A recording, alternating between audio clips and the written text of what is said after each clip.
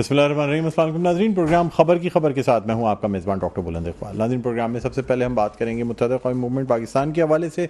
آج متحدہ قومی موومنٹ پاکستان کی جانب سے منشور کا اعلان کر دیا گیا۔ بہت سی سیاسی جماعتیں جو اپنے منشور کا اعلان کر چکی ہیں، اور ابھی کچھ سیاسی جماعتیں ایسی ہیں جو اپنے منشور کا اعلان کر رہی ہیں۔ ویسے تو ایک طرف سیاسی جماعتوں کا اپنا منشور ہوتا ہے جو کہ ہمیشہ کے لیے چل رہا ہوتا ہے، لیکن الیکشن سے قبل ہمیشہ الیکشن کا ایک منشور دیا جاتا ہے کہ جی کیا کس طریقے سے اگر اقتدار میں آتے ہیں تو کیا تبدیلیاں کی جائیں گی، کیا اصلاحات لائی جائیں گی۔ ایسے صورت میں یعنی اگر تو یہ امیدوار جیت جاتے ہیں، پارٹی جیت جاتی ہے، تو بہرحال متحدہ قومی موومنٹ کی جانب سے جو منشور دیا گیا ہے تقریباً جو اس کے 25 نکات سامنے آئے ہیں، یعنی اس میں کافی ساری چیزوں کا حل بھی نظر آتا ہے، اور جس طریقے سے چیزیں بتائی گئی ہیں۔ آج ایک پریس کانفرنس میں convener doctor Khalid Maqbool Siddiqui, senior deputy convener doctor Farooq Sattar, senior deputy convener Mustafa Kamal اور دیگر جو ہیں وہ موجود تھے، جنہوں نے جو ہے یہ منشور پیش کیا۔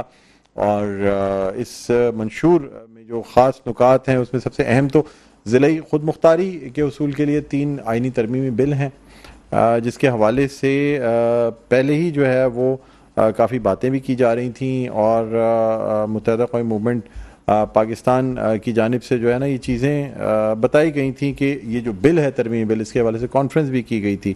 تو اب دیکھنا یہ ہوگا کہ یہ جو منشور دیا گیا ہے اس پہ کس حد تک جو ہے وہ عمل ہوتا ہے۔ خاص طور پہ اس میں نوجوانوں کے لیے جو ہے اس میں بھی کافی چیزیں بتائی گئی ہیں، اور $100 بلین زر مبادلہ کما کر پاکستان کو IMF اور ورلڈ بینک کے چنگل سے آزاد کروانے کے عملی فارمولے کے حوالے سے بھی بات کی گئی ہے۔ اس کے علاوہ قوم کی عزت نفس بحال کرنے کے لیے انکم سپورٹ پروگرام کے بجائے انکم رجسٹریشن پروگرام جو ہے نا اس کی طرز پہ، یعنی اخوت فاؤنڈیشن جس طریقے سے باقاعدہ رجسٹر کروانے کے بعد قرض حسنہ فراہم کرتی ہے، اس طریقے سے کہا گیا ہے کہ جی ہر خوشحال خاندان جو ہے نا ایک غریب خاندان کو اڈاپٹ کر لے۔ پھر 5 سے 10 سال کے لیے تعلیمی ایمرجنسی کا نفاذ جو ہے وہ کہا گیا ہے۔ اب کس طریقے سے اس تعلیمی ایمرجنسی کے نفاذ کے بعد کیا کچھ کیا جائے گا۔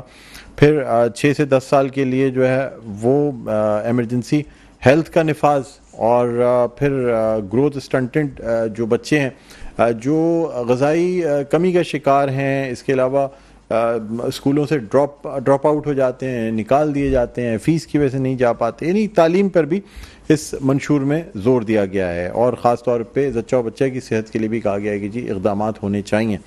پھر پاکستان میں نئے شہروں اور ان سے جڑے انڈسٹریل زونز کی تعمیر، تاکہ شہروں کی جانب جو نقل مکانی ہو رہی ہے اسے کم کیا جائے۔ یہ بڑی اہم چیز ہے کہ مختلف شہر جو ہیں وہاں سے نقل مکانی کی ایک بڑی وجہ یہ ہوتی ہے کہ وہاں انڈسٹریل زونز نہیں ہوتے۔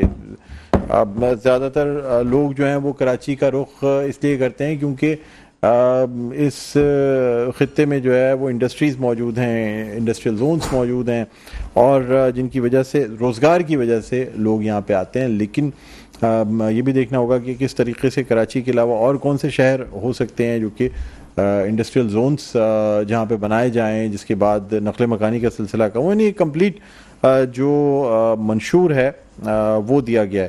اور اس کے ساتھ ساتھ آپ کو یہ بتاتے چلیں کہ اس میں جو ہے وہ کوٹا سسٹم کے غلط استعمال پر بھی کہا گیا ہے کہ جی جوڈیشل کمیشن ہونا چاہیے، اور جابرانہ جاگیرداری جو نظام ہے اس کے حوالے سے بھی بات کی گئی۔ یعنی یہ منشور جو کہ دیا گیا ہے اس میں خواجہ سراؤں کے حوالے سے، آرٹس اینڈ انٹرٹینمنٹ کے حوالے سے، جبری گمشدگیوں کے حوالے سے، پھر میڈیا کے حوالے سے بھی کہا گیا ہے کہ جی میڈیا پر جو سرکاری اشتہارات چلتے ہیں انہیں کارکنان کی اور ملازمین و صحافیوں کی جو تنخواہیں ہیں اس سے بھی مشروط کیا گیا ہے۔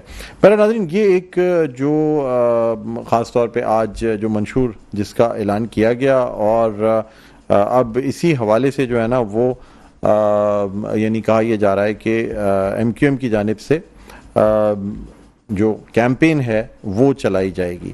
اس کے علاوہ ناظرین آپ کو یہ بھی بتا چلیں، اس پہ بھی ہم بات کریں گے، اس لیے کہ ہمارا رابطہ بھی کچھ دیر میں قائم ہو جائے گا متحدہ قومی موومنٹ پاکستان کے senior deputy convener doctor Farooq ستار سے، جن سے ہم جانیں گے کہ اس میں کیا کیا چیزیں۔ بہرحال کچھ دیر میں ہم ان سے بات کریں گے، یہاں پہ ہم ایک وقفہ لینا چاہیں گے. وقفے کے بعد جب آئیں گے تو پھر آج جو ایک پبلک ہیئرنگ کا کیس ہوا ہے, سپریم کورٹ کی سماعت ہوئی, اس پہ بات کریں گے. کہیں نہ جائے گا, دیکھتے رہیے پروگرام خبر کی خبر. جی ناظرین, ویلکم بیک. ایک بار پھر آپ کو خوش آمدید کہتے ہیں پروگرام میں خبر کی خبر. میں ہوں آپ کا میزبان ڈاکٹر بلند اقبال. ناظرین, بریک سے پہلے ہم بات کر رہے تھے متحدہ اقوام موومنٹ پاکستان کے 2024 کے انتخابی منشور کے حوالے سے, جس کا آج اعلان کیا گیا. اس وقت ہمارے ساتھ آن لائن موجود ہیں جاوید حنیف صاحب, جو کہ اس کے یعنی جو زیادہ تر پوائنٹس ہیں یا اس کو تحریر کرنا جو ہے وہ جاوید حنیف صاحب کے ذمہ. آج اس بات کا اظہار جو ہے نا یہ کنوینر ڈاکٹر خالد مقبول صدیقی نے بھی باقاعدہ نام لے کر کیا کہ جاوید حنیف صاحب کی بڑی محنت ہے اس منشور کی تیاری میں. جاوید حنیف صاحب السلام علیکم سر, خوش آمدید کہتے ہیں آپ کو. جی وعلیکم السلام, آپ ٹھیک ہیں ڈاکٹر صاحب؟ جی اللہ کا بڑا احسان, اللہ کا کرم. اب سر اس پہ کچھ چیزیں, ویسے تو خیر منشور میں بہت جامع اور تمام چیزیں شامل کی گئی ہیں لوگوں کی فلاح و بہبود کے لیے, لیکن کچھ چیزوں کے حوالے سے میں آپ سے جاننا چاہتا تھا. اب جیسے یوتھ بلج کی بات کی گئی ہے کہ جی اس کے ذریعے جو ہے وہ 65% کو ہم اگر کنورٹ کروا دیں اور ان کو کام میں لگا دیں تو $100 بلین زر مبادلہ کما سکتے ہیں. سر یہ کس طریقے سے ہوگا؟ گورنر صاحب نے اتنی محنت کر لی, آئی ٹی کے کورسز کرا رہے ہیں, تو آپ نے کیا میکینزم بنایا اس کا؟ ڈاکٹر صاحب دیکھیں, جو اس وقت دنیا میں دیکھیں جو بھی ممالک ہے جہاں پر اس وقت ڈیولپمنٹ ہو رہی ہے, ترقی ہو رہی ہے, وہاں جو یوتھ ہے ان کا رول جو ہے بہت زیادہ ہے. چائنا ہے, انڈیا ہے, تو یہ ہمارے پاس جو اس وقت 64% لوگ جو ہے ہمارے جو 30 سال سے کم ہیں ہماری اس کے اندر, یہاں پر اب یہ وہ لوگ ہیں جو اکنامک ایکٹیویٹی کے اندر اپنے آپ داخل ہو چکے ہیں یا داخل ہو رہے ہیں. اصل میں اس کا جو بیسک پرنسپل ہے وہ یہ ہے کہ ان کو ایجوکیشن دینی ہے, ان کی ہیلتھ کا خیال کرنا ہے, اسکل کرنی ہے, جو ہیومن ڈیولپمنٹ کی جو چیزیں ہیں, اور ان کو لے کے آنا ہے مین اسٹریم اپنی اکانومی کے اندر.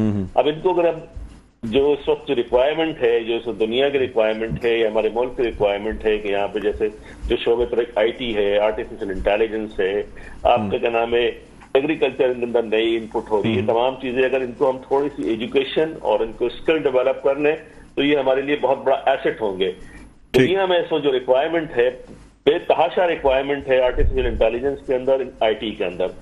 ان کو جو بیسک ایجوکیشن دینے کے بعد ان کو آئی ٹی کے ہم کورسز کرا کے جو دنیا کے ریکوائرمنٹ سر, تو 5 سال آپ کے پاس آئی ٹی کی منسٹری رہی ہے, تو آپ نے کتنے لوگوں کو ابھی دیکھیں نا اس کے اندر بھی یہ ہوا ہے کہ آپ اس کو اٹھا کے دیکھیں گے تو جو اس وقت کام کیا گیا اس میں ہماری کچھ بھی اس کے اندر آپ کی اس زمانے میں, جب زمانے میں آئی ٹی ہم لوگوں نے جوائن کی تھی, ہماری ایکسپورٹ $2.5 بلین $3 بلین کی ایکسپورٹ ہو گئی ہے.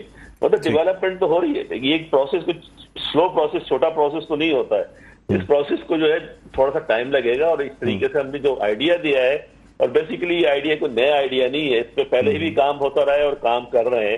اسی کو تھوڑا ان پٹ زیادہ کرنے کی ضرورت ہے, تھوڑی سی محنت زیادہ کرنے کی ضرورت ہے, تو یہ ملک کی اکانومی کو, ملک کی ایکسپورٹ کو, سب چیز کو چینج کر دے گا اس میں. ٹھیک ہے. جاوید بھائی آپ ہمارے ساتھ موجود ہیں, ابھی ہمیں ویڈیو لنک پہ جوائن کیا ہے بیرسٹر خواجہ نوید نے, ان کو بھی ہم خوش آمدید کہنا چاہیں گے. السلام علیکم خواجہ صاحب, خیریت سے ہیں؟ وعلیکم السلام, بہت شکریہ. جی سر آپ کی طرف آتا ہوں. جی نہیں تھینک یو سر, آپ نے وقت نکالا پروگرام کے لیے. آپ کی طرف آتا ہوں سر, میں ذرا ایم کیو ایم کے منشور کے حوالے سے جاوید حنیف صاحب سے مزید جان لوں. سر اچھا یہ مجھے بتائیے گا کہ یہ ایمرجنسی ہیلتھ کی بات کی گئی, پھر انکم سپورٹ, یہ تو سر ایسے ہی لگ رہا ہے پروگرام جیسے پی ٹی آئی کی اس میں ہیلتھ کارڈ اور یہ تمام چیزیں چلتی رہیں. اب لوگوں کو کتنا فائدہ پہنچا اس کے بارے میں تو نہیں کہا جا سکتا. دیکھیں بیسک چیز آئیڈیا ہوتا ہے, کام کرنے کا آپ کو وقت ملے, کام کرنے کی نیت ہو. ایم کیو ایم جو ہے کوئی قسم کی پارٹی نہیں ہے کہ جی ہم چیزیں دینے کے بعد بھول جاتے ہیں. ہمارا پورا سسٹم ہے, ہمارا ریسرچ ونگ ہے, انہوں نے بڑی محنت سے اس کے اوپر کام کیا ہے. اور اس کے ساتھ ابھی ہم ایک اور ڈاکومنٹ ریلیز کرنے جا رہے ہیں کہ جس کے اندر ہم یہ بتائیں گے کہ یہ چیزیں کیسے اچیو کی جائیں گی اس کے اندر. تو ہمارا پورا سسٹم کام کر رہا ہے جو یہ چیزوں کو اچیو کرنے کا. اگر ہمارے پاس اتنی کیا نام ہے اقتدار آ گیا, اتنی پاورز ہوئی, تو انشاءاللہ یہ تمام چیزیں ہم کر کے دکھائیں گے. ایسی بات نہیں ہے کہ ہوا میں باتیں کر رہے ہیں. سر جب بھی جی سر اس میں تو مطلب بہت سی ایسی چیزیں ہیں جو آلریڈی چل رہی ہیں یا جو کہ آلریڈی بہت سی پارٹیز نے پلان کی ہوں گی. میرا آپ سے یہ بھی سوال ہے کہ متحدہ قومی موومنٹ ان تمام چیزوں کو امپلیمنٹ کرانے میں کامیاب ہوگی؟ سر باتیں تو کی جاتی ہیں, منشور تو ہر الیکشن میں آپ کی جانب سے دیا جاتا ہے, لیکن کیا اس منشور پہ عمل درآمد بھی ہو پاتا ہے؟ تمام منشور جو ہے وہ کنٹیجنٹ ہوتے ہیں کہ جناب آپ کے پاس اختیار آئے, اقتدار آئے آپ کے پاس. اگر ہم اختیار اقتدار کے اندر آ سکے اس کے اندر تو ضرور امپلیمنٹ ہوگا انشاءاللہ, بالکل امپلیمنٹ کریں گے اس کو. اچھا، تو وہ سر کس قسم کا اقتدار میں تو آپ پہلے بھی سر 5 سال سے شامل ہیں حکومت کے ساتھ وفاقی میں. اختیار جو ہوتا ہے وہ پارٹنرشپ نہیں ہوتی ہے، اختیار ہوتا ہے کمپلیٹ اختیار. اچھا، اس مطلب ہماری کوشش ہے انشاءاللہ سندھ کے اندر ہم کمپلیٹ اختیار حاصل کریں گے، اور جب کمپلیٹ اختیار ہوگا تو تمام چیزیں امپلیمنٹ ہوگی. اچھا، کوشش کی جائے گی کہ یعنی وفاقی نہیں لیکن ایٹ لیسٹ سندھ کی سطح پہ آپ چاہتے ہیں. منشور کسی بھی پارٹی کا منشور رہتا ہے ایک آئیڈیل ہوتا ہے، تمام چیزیں جو ہے اس میں ایک آئیڈیل ہوتی ہیں. اس کے لیے کنڈیشن کنڈیشن اقتدار چاہیے آپ کو، پھر یہ ہے کہ آپ کی ٹیم میں کام کرنا ہے. الیکشن جیتتے ہیں آپ، الیکشن جیت کے اس حد تک آپ کے پاس طاقت آتی ہے کہ آپ کے ہاتھ میں اختیار ہو. آپ اگر جونیئر پارٹنر ہوں گے تو ظاہر آپ ڈپینڈ کر رہے ہوں گے دوسروں کے اوپر. اس میں بھی یقیناً ہماری کوشش ہوگی کہ اس میں جو ہم اتنا انپٹ ڈال سکیں، اتنا پریشر بلڈ اپ کر سکیں، اتنی کوشش کریں کہ کچھ چیزوں کو حاصل کر سکیں. لیکن اگر کمپلیٹ اختیار آتا ہے ہمارے پاس تو ہم تمام چیزوں کو اس کو امپلیمنٹ کر کے دکھائیں گے آپ کو انشاءاللہ. اچھا سر، اگر ہم کراچی کے حوالے سے بات کرتے ہیں تو آپ کے منشور میں اب زیادہ تر قومی چیزیں نظر آ رہی ہیں کراچی کے حوالے سے، سوائے K4 اور ضلعی جو آپ بات کر رہے ہیں وہ بھی پورے ملک کے لیے بات کر رہے ہیں. نہیں، اگر آپ صرف سندھ کی بھی بات نہیں کر رہے ہیں. اس میں ایک ٹاپک ہے leveraging Karachi for the economic development of the country. اس کا مقصد یہ ہے کہ ہم کراچی کو اس طرح ڈیولپ کریں گے، کراچی کی اتنی اکانومی ڈیولپ ہوگی، کراچی کے اندر اتنی ترقی ہوگی کہ کراچی ایک گروتھ انجن کی طرح پورے ملک کو آگے لے کے چلے گا. تو اس میں بیسک ریکوائرمنٹ جو ہے کراچی کی ڈیولپمنٹ ہے. اس میں کراچی کی ڈیولپمنٹ میں نہ صرف پانی کی باتیں ہیں اور کیا نام ہے K4 کی دوسری باتیں، بلکہ اکنامک ڈیولپمنٹ کی بھی بات ہے، کراچی کی ایجوکیشن کی بھی بات ہے. کراچی کے اندر گروتھ کے ہم نے وہاں پہ سجیسٹ کیے ہیں کہ اکنامک زونز بنائے جائیں گے کراچی کے اندر، اس قسم کے ایریا کے نام ٹیکس فری زونز بنائے جائیں گے جہاں سے انڈسٹریز لگیں گی جو پوری کے نام ملک کی اکانومی کو، کراچی اکانومی کو لے کے گرو کرے گی. تو یہ کہنا کہ کراچی کو ہم نے نہیں کیا تو کراچی اسپیشلی ایک پورا ٹاپک ہے لیوریجنگ کراچی کے بارے میں کہ کراچی کو کس طرح لیوریج کیا جا سکتا ہے. جاوید بھائی بات یہ ہے کہ یہ ساری چیزیں تو مطلب یہ تمام خواہشات جو ہیں وہاں آ کے دم توڑ دیتی ہیں. جب آپ کہتے ہیں کہ جی 18ویں ترمیم کی وجہ سے چونکہ ہم سندھ حکومت میں شامل نہیں ہیں اس لیے کچھ نہیں کر سکتے، 2013 کے بعد آپ سندھ حکومت میں شامل رہے تو اس وقت بھی آپ کا یہ کہنا تھا جی ہمیں مطلب فنڈز نہیں دیے جاتے، بلدیاتی حکومتیں آپ کے پاس نہیں، آپ نے کہا جی اختیارات نہیں ہیں. جی بالکل، یہ ایک بہت بڑا ٹاپک ہے. اس میں دیکھیں اس مرتبہ ہم نے سجیسٹ کیا ہے کہ ہم کانسٹیٹیوشنل امینڈمنٹ سجیسٹ کی ہے. جو کانسٹیٹیوشنل امینڈمنٹ ہے وہ اس قسم کی ہے، اگر اس کو امپلیمنٹ ہو گیا تو شہروں کے پاس اختیار ہوگا، لوکل گورنمنٹ کے پاس اختیار ہوگا تمام چیزیں کرنے کا جن کی میں بات کر رہا ہوں آپ سے. تو وہ ہم نے سجیسٹ کی ہوئی ہیں، وہ اسی کے نام منشور کے اندر شامل ہے. سب سے بڑا فوکس ہمارا یہی ہے کہ کسی طریقے سے جو ہماری لوکل گورنمنٹس ان کو آئینی اختیار حاصل ہو جائے کہ وہ اپنے کام خود کر سکیں، ان کے اپنے ریسورسز ہوں. لیکن اگر لوکل گورنمنٹ کو اختیار حاصل ہو بھی جاتا ہے تو پاکستان پیپلز پارٹی کے میئر مرتضیٰ وہاب اگلے مطلب 4 سالوں کے لیے بیٹھے ہوئے ہیں، تو اس میں بھی آپ کیا کر پائیں گے سر؟ پھر آپ کہیں گے جی جب ہماری حکومت آئے گی، اگلی بلدیاتی حکومت ہماری آئے گی تو ہم بات کریں گے. ابھی تو سر 4 سال تک کے لیے، یا آپ کہیں گے دوبارہ الیکشن کرا دیں فوراً؟ دیکھیں 2 مختلف باتیں ہیں. ایک تو یہ ہے کہ ہماری جو ایفرٹس ہے اس مرتبہ انشاءاللہ ہم اس طرح اقتدار حاصل ضرور کر لیں گے کہ ہم پروونشل گورنمنٹ کے اندر سینئر پارٹنر ہو، اس کے اندر جو بھی سچویشن ہو اس کے اندر. اچھا لیکن سر لوگ دوسرا یہ کہ جب کانسٹیٹیوشن امینڈمنٹ کی بات کرتے ہیں، اگر وہ کانسٹیٹیوشن امینڈمنٹ آئے گی تو اس سے لوکل گورنمنٹ کا نظام پورا بدل جائے گا.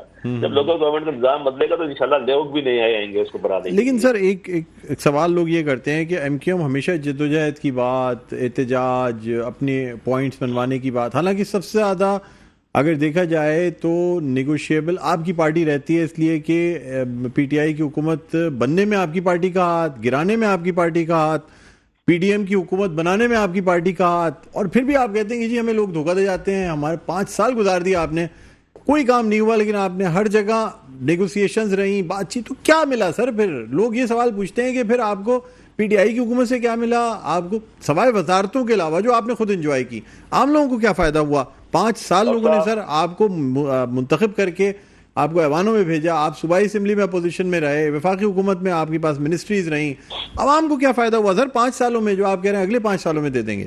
ڈاکٹر صاحب بات یہ ہے کہ ریجنل پارٹیز جو ہوتی ہیں، جو چھوٹی پارٹیز ہوتی ہیں، وہ اسی طریقے سے سیاسی دھارے کے اندر شامل ہوتی ہیں. اب آپ جو جونیئر پارٹنر ہیں، آپ کی 2 منسٹریز ہوں پورے اس کے اندر، تو آپ یقیناً پورے ملک کی ڈائریکشن نہیں بدل سکتے ہیں. لیکن یہ کہ اس دوران جو دونوں منسٹریز تھیں اس کے اندر کراچی کے اندر آپ دیکھیں گے تو ہم نے جو آپ اگر دیکھ لیں کہ ہمارے پاس بحری امور کی وزارت رہی ہے میری ٹائم افیئر کی، تو آپ دیکھیں اب تو پورا انفراسٹرکچر جو ہے پوری پورٹ کا انفراسٹرکچر چینج کر دیا. کراچی پورٹ کہاں سے کہاں پہنچ گئی ہے، آپ کی پورٹ قاسم کہاں سے کہاں پہنچ گئی ہے، اور اس کا بینیفٹ جو ہے نہ صرف کراچی شہر کو ہے، پورے ملک کو ہے. اسی طرح آئی ٹی میں جیسے میں نے آپ سے بات کی کہ $500 ملین کی آپ کی کیا نام ہے ایکسپورٹ تھی، اس کو لے کر ہم 2.5-3 ملین تک چلے گئے. تو اس سے ظاہر ہے کراچی والوں کو بھی نوکریاں ملی، کراچی کے اندر بھی ڈیولپمنٹ ہوئی، پورے ملک کے اندر ڈیولپمنٹ ہوئی.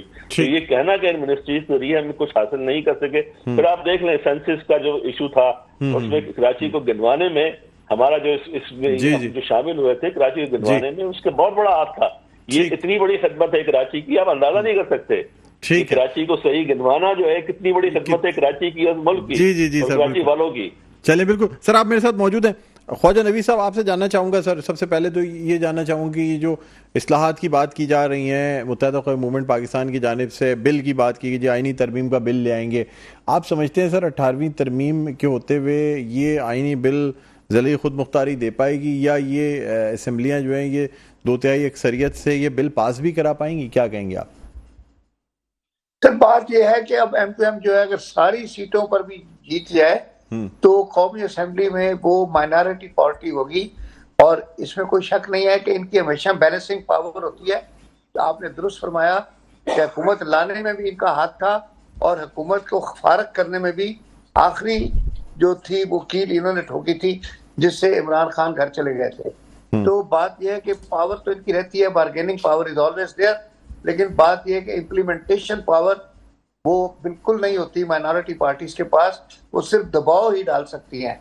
اور اب آپ دیکھیں کہ ماشاءاللہ ان کی نیت تو صاف ہے اور محنت بھی کی ہے، اور اللہ کرے ان کو اللہ تعالیٰ ان کے منشور ہوئے کامیاب کرے.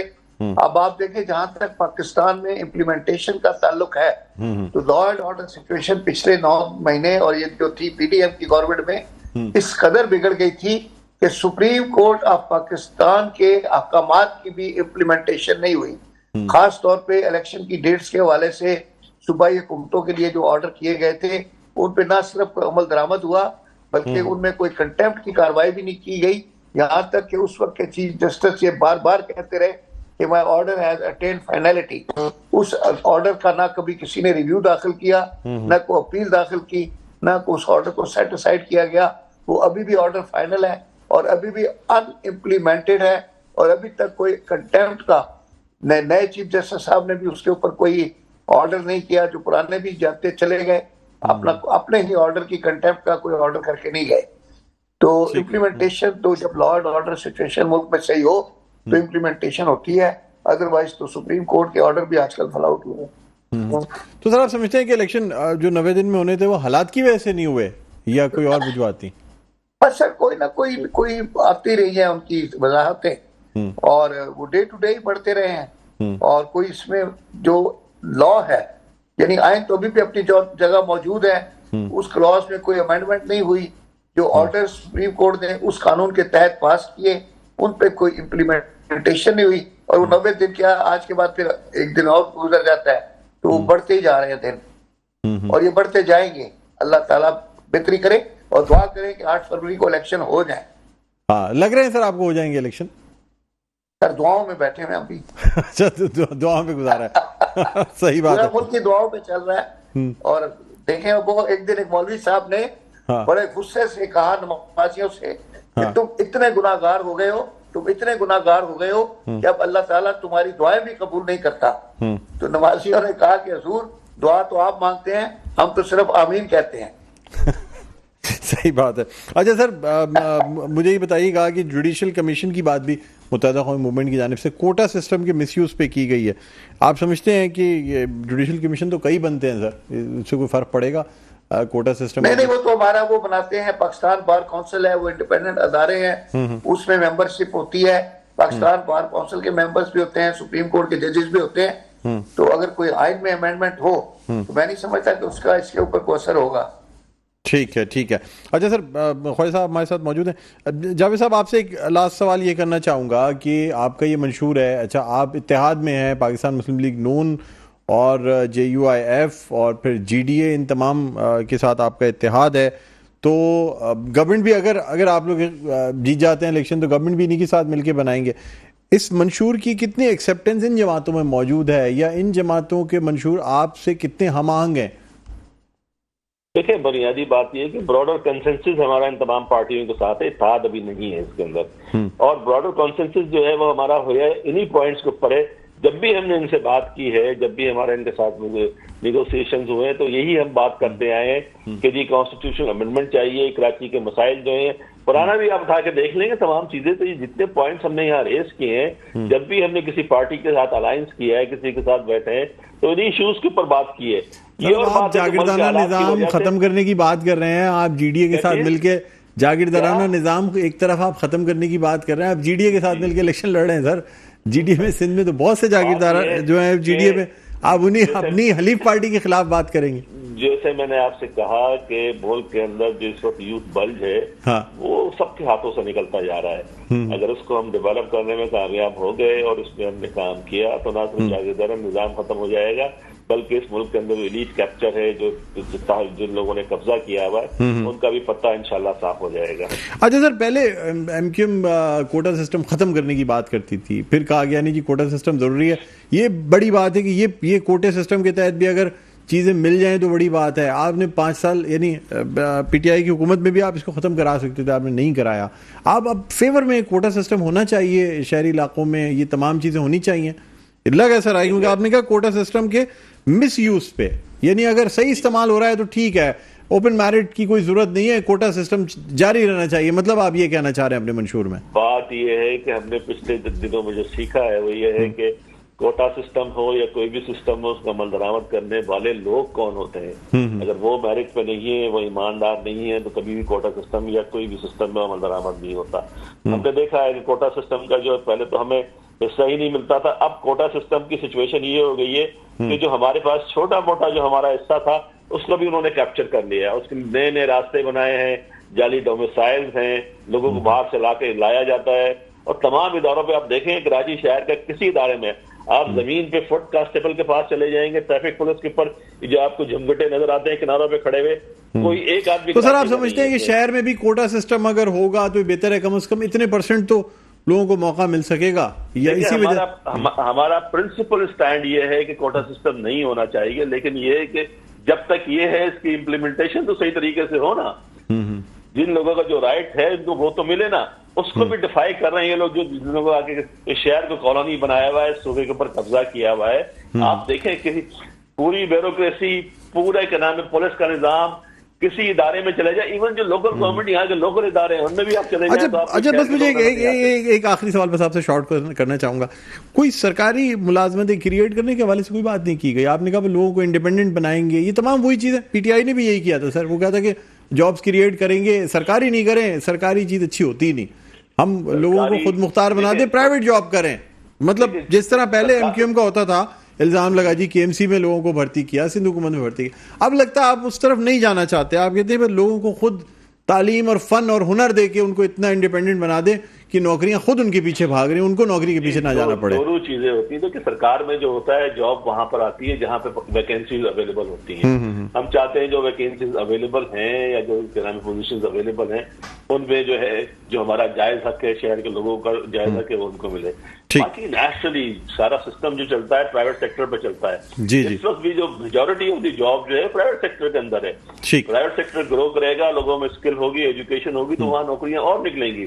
نہیں سر, پہلے ایک بات کی گئی تھی کہ ضلعی انتظامیہ کے حوالے سے 1 سے لے کے 14 گریڈ تک کی نوکریاں لوکلی اس علاقے کے لوگوں کو دے دی جائیں, وہ بات کہاں گئی سر؟ بالکل ایسا ہی ہے, بالکل ایسا ہی ہے. یہ تو پہلے سے موجود ہے یہ چیز. ٹھیک تو ہم بات کر رہے ہیں کہ اس میں عمل درآمد نہیں ہو رہا. ٹھیک ہے, عمل درآمد کرنے کی بات کر رہے ہیں. ٹھیک ہے سر, بہت بہت شکریہ جاوید صاحب, آپ نے پروگرام کے لیے وقت نکالا. ناظرین, رہنما متحدہ قومی موومنٹ پاکستان جاوید حنیف ہمارے ساتھ موجود تھے, شکریہ ادا کرنا چاہیں گے. بیرسٹر خواجہ نبی صاحب ہمارے ساتھ موجود ہیں. ایک وقفہ لیں گے, وقفے کے بعد جب آئیں گے تو ہم آج کی سماعت کے حوالے سے بات کریں گے, خاص طور پہ جو نااہلی کیس کی سماعت چلی سپریم کورٹ میں. آج پبلک انٹرسٹ پہ لائیو یہ سماعت ان کیمرہ دکھائی گئی. وقفے کے بعد دوبارہ آپ کی خدمت میں حاضر ہوتے ہیں. دیکھتے رہیے پروگرام خبر کی خبر. جی ناظرین ویلکم بیک، ایک بار پھر آپ کو خوش آمدید کہتے ہیں پروگرام میں خبر کی خبر. میں ہوں آپ کا میزبان ڈاکٹر بلند اقبال. ناظرین ہم اب بات کریں گے آج سپریم کورٹ آف پاکستان کے لارجر بینچ نے، جس کی سربراہی چیف جسٹس قاضی فائز عیسیٰ خود کر رہے ہیں، اس نے آج نااہلی کیس کی سماعت کی ہے. سماعت کل تک ملتوی کر دی گئی ہے. کچھ ابھی ریمارکس آ رہے ہیں مختلف معزز جج صاحبان کی جانب سے بھی، چیف جسٹس کی جانب سے بھی، کہ جی ہر فیصلے میں کوئی منطق ہوتی ہے، اس فیصلے میں منطق ہونی چاہیے. نااہلی 2 سال کی الیکشن ٹرائبیونل کو اختیار تھا نہیں تھا. پہلے اس میں ہم بات کریں گے کہ ماہرانہ رائے کیا ہے. بیرسٹر خواجہ نویس صاحب ہمارے ساتھ موجود ہیں. جی خواجہ صاحب کیا کہیں گے سر آج کی سماعت کے حوالے سے؟ خواجہ صاحب میری آواز آ رہی ہے آپ کو؟ ہیلو جی خواجہ صاحب مجھے بتائیے گا آج کی سماعت. جی جنید آواز کم ہو گئی ہے. جی سر میں کہہ رہا ہوں آج کی جو سماعت ہوئی ہے کیا اس حوالے سے کیا کہنا چاہیں گے؟ آج جو کیا لگ رہا ہے سر ججز کے ریمارکس دیکھ کے نااہلی ختم ہونے جا رہی ہے نواز شریف صاحب کی؟ خواجہ صاحب میری آواز سن سکتے ہیں آپ؟ جی صاحب آواز نہیں آ رہی آپ کی. خواجہ صاحب میں کہہ رہا ہوں کے بارے میں پوچھ رہے ہیں. جی آپ کو جی آواز آ رہی ہے، مجھے آپ کی آواز آ رہی ہے سر، فرمائیے گا.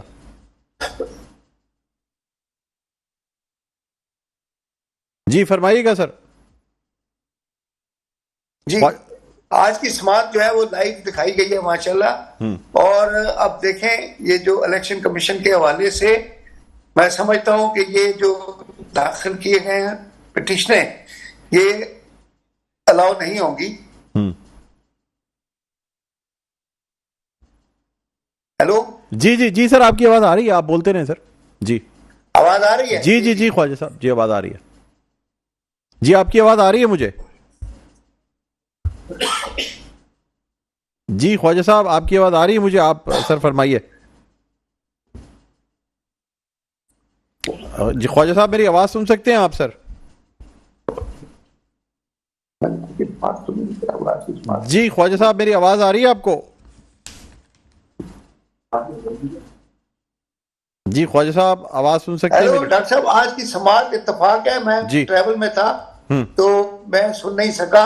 کوئی تھوڑا سا ہنٹ دیں مجھے، میں آئیڈیا بتاؤں سر. مجھے بتائیں نا کہ اب وہ بات کی جا رہی ہے کہ کیا کوئی کسی ہر فیصلے کی جو یعنی بنیاد ہے وہ ایک منطق پہ ہوتی ہے، تو کیا یہ جو منطق ہے 2 سال کی یا تاحیات نااہلی کی فیصلے میں منطق ہونی چاہیے؟